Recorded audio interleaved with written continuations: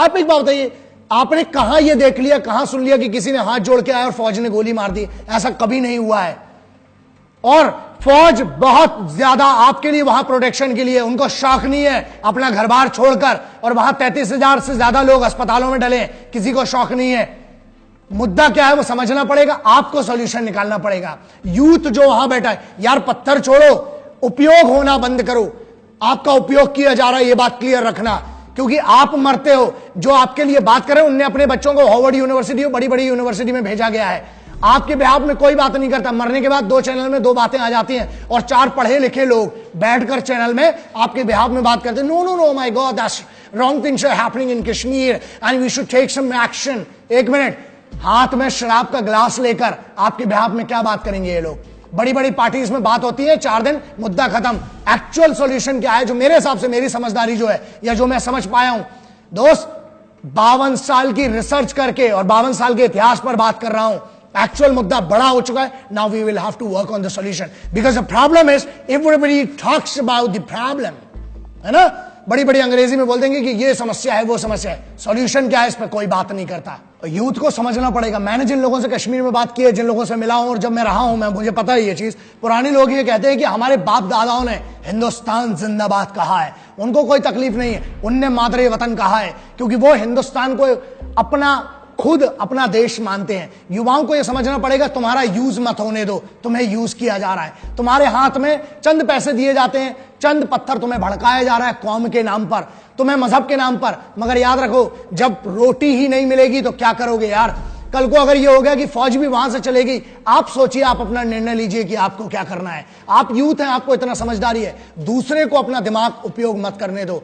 आप पढ़ो, आप समझो कि असल मुद्दा क्या है। असल मुद्दा है आपको भड़काया जा रहा है, आपको बरगलाया जा रहा है। दूसरा एक इंपॉर्टेंट चीज है, सब कहते हैं पैलेट गन्स बंद होना चाहिए, मैं भी अपोज करता हूं।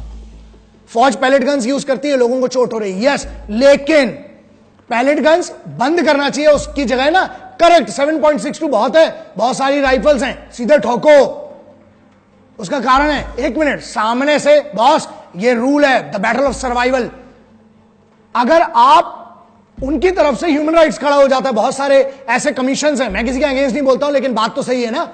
वहां पर एक लड़का मर गया, उसकी कंडीशन पढ़िए, आप सिचुएशन देखिए, आर्मी के डॉक्यूमेंट्स देखिए, आप वहां की वीडियो रिकॉर्डिंग देखिए। आप वहां से पेट्रोल पंप सिर पर फेंका जा रहा है, हमारा बंदा जल रहा है, एक सिपाही को जला दिया गया है, गाड़ियों को धक्का मार के गिरा दिया जा रहा है। उसको आजादी के नाम पर और फ्रीडम ऑफ स्पीच के नाम पर कुछ भी मिलेगा क्या? या आजादी के नाम पर आप हर सिपाही पर क्या करोगे? आप वहां मासूम बच्चों को बलात्कार किया जा रहा है, भीड़ आके चढ़ जाती है लोगों के ऊपर, उसका सॉल्यूशन क्या है? और फिर आप कहते हैं कि पैलेट गन्स का उपयोग बंद होना चाहिए। बंद कर दो ना, असली गन आना चाहिए। रीजन, जैसा आप करोगे, शांति बनाओगे तो शांति पाओगे, वरना फिर चिल्लाते रह जाओगे और बाद में फिर शिकायत होती है, अरे रे रे रे फौजी चाचा ने गोली मार दी, फौजी पागल होता है ना, फिर समस्या होती है। आप हजारों ऐसे एविडेंस हैं। कश्मीर में हमने जितना असला बारूद, कश्मीर में हमने जितने अपने लोग खोए हैं ना, फौज से अच्छा। और मुझे बोलते हैं सर चिल्लाते हैं, गुस्सा आता है। अबे क्यों नहीं आएगा गुस्सा? खुद के घर के भाई खोए, खुद का जीजा, खुद के घर के सदस्य खोए, तकलीफ होती है यार। वहां तकलीफ इसलिए क्योंकि जब खुद के घर का जाता है ना, आपको क्या लगता है, जब यहां आप मेहंदी देखते हो ना, मेहंदी नहीं सूखी है, वहां पर एक आप लाश लेके आते हो, जब समझ में आता है कश्मीर का मुद्दा क्या है। वो क्या बात करेंगे, एक नए चैनल पे आके एसी में बैठकर और बात करते हैं कश्मीर के बारे में, कश्मीर की आजादी की। अबे कौन सी आजादी यार, किस आजादी की बात कर रहे हो आप? क्या है आजादी यार? मेरी भाषा क्या करूं, कहीं ना कहीं वो फील होती है वो चीज, क्योंकि पेन है, देयर इज अ पेन। क्योंकि हम भी नहीं चाहते, फौज तो सबसे पहले नहीं जानती, इंडियन आर्म्ड फोर्सेस, मुझे जितनी जानकारी, जितना मैं समझता हूं फोर्सेस को, फोर्सेस कभी नहीं चाहेगी। That needs to come to an end. और ये कश्मीर के युवाओं को समझना पड़ेगा कि आपको पता नहीं क्या क्या पढ़ाया जा रहा है, आपको गलत चीज, गलत रास्ते पर ले जाया जा रहा है। आखिरी में अंत यही होता है, जंग कितनी भी बड़ी हो, झगड़ा कितना भी बड़ा हो, आखिरी में मरता घुसपैठिया ही है। The army, armed forces are well trained to deal with these guys, but they hate to fight against our own people. Kashmiris, you are our brothers, you are our sisters. आप हमारे परिवार के सदस्य हैं, घर का बन के रहो यार। और एक बात क्लियर कर लो यहां से कि आप हमारे हो, कश्मीर हमारा है। वहां किस बात की आजादी मुझे नहीं पता, और आप गुमराह मत होइए, क्योंकि इससे सिर्फ नुकसान आपका होगा। आप अपने माँ बाप से पूछिए मुद्दा क्या है, दूसरों की मत सुनिए। जो आपको, बहुत सारे ऐसे डॉक्टर बाबा आ गए आजकल जो आपको पता नहीं क्या क्या बता देते हैं।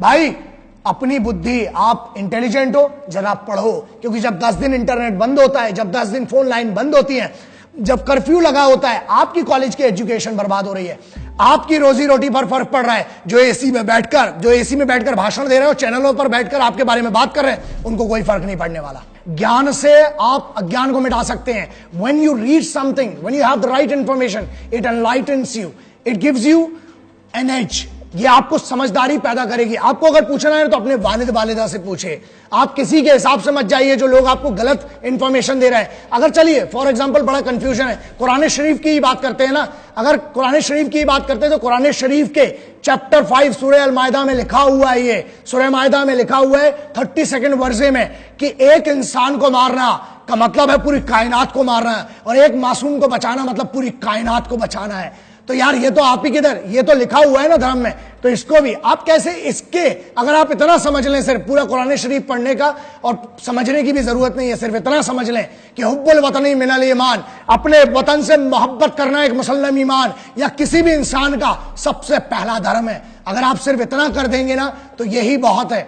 फौज से आप जैसा बर्ताव करोगे, फौज वैसा बर्ताव करेगी। सिंपल सा नियम है, टिट फॉर टैट। आप न्यूटन चाचा का 3rd लॉ ही लगता है दुनिया में, जितनी जोर से पत्थर मारोगे, जितनी जोर से हमला करोगे, वापस आएगा। हाथ जोड़ोगे, सब सही होगा। तो आप सही बर्ताव करोगे, आपको सही बर्ताव मिलेगा। आप जैसा बिहेव करोगे, आप अगर इज्जत दोगे तो इज्जत मिलेगी, और आप अगर विरोध की बात करोगे और बहुत बड़ा आतंक फैलाने की बात करोगे तो फिर ऐसा है, फिर इतने साल से डील करती आ रही फौज आगे भी कर लेगी, लेकिन वो सॉल्यूशन नहीं है। सॉल्यूशन ये है कि आप सहयोग करें, आप हमारे हैं, दूसरों के, बाहर वालों के कहने पर मत जाएं, अपना बन के रहें। घर में झगड़े होते हैं, बैठकर सुलझाएं, समझदारी से सुलझाएं, वालिदा की बात माने। अपने माँ बाप को अगर आप सुन लोगे, मुझे नहीं लगता है कि कोई भी माँ बाप गलत सलाह देगा। उनसे बड़ा ना कोई डॉक्टर, ना कोई बाबा, ना कोई उस्ताद, सबसे बड़ा अगर कोई है तो वो है आपके वालिदा, वो आपके पेरेंट्स हैं। उनसे बैठें, उनसे सलाह मांगे और उनके हिसाब से चलें।